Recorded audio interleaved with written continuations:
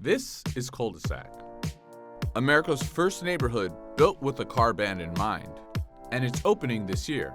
But will it usher in the next generation of walkable cities, or will it just be a dead end? Let's take a tour. There have been three phases to cities as we know them. First, we had walking cities.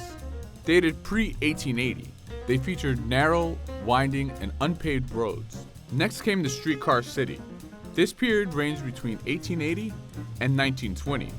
In this period, streetcars replaced slower, less reliable horse cars. Finally came the birth of the automobile city, which was post-1920. The car decentralized business hubs in the city and helped disperse the population further into the suburbs.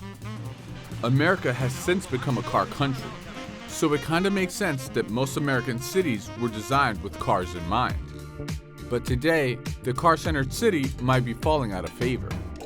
One 2016 study from the Regional Plan Association found that 56% of millennials and 46% of baby boomers prefer to live in more walkable neighborhoods.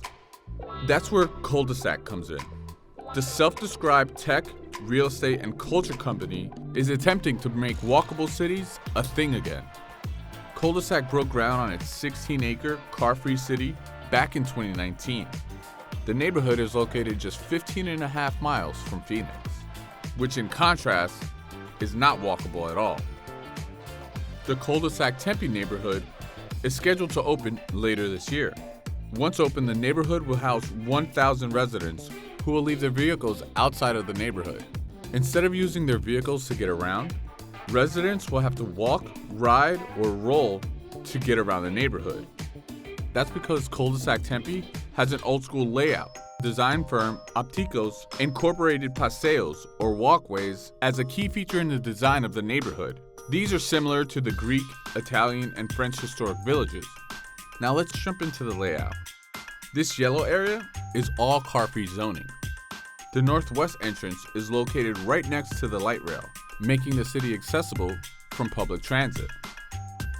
Station Plaza, located here, will be encircled with coffee shops, restaurants, and co-working spaces. It also leads you directly to the primary paseo.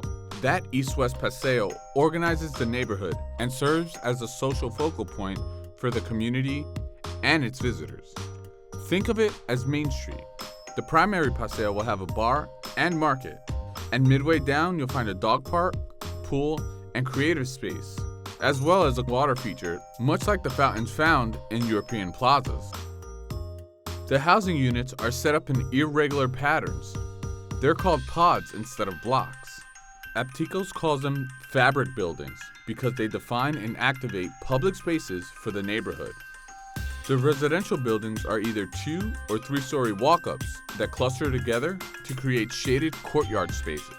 While the basic housing design is simple, each building will be mixed use and will consist of architectural variety in the materials, elements, and window types.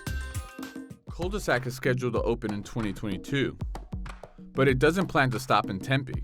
The company already has plans on opening up locations if all goes well. There may be a car-free neighborhood coming your way next. Only time will tell how a truly car-free community will actually work out. What are your thoughts on car-free cities? Would you ever live in one? Let us know in the comments and be sure to smash that like button.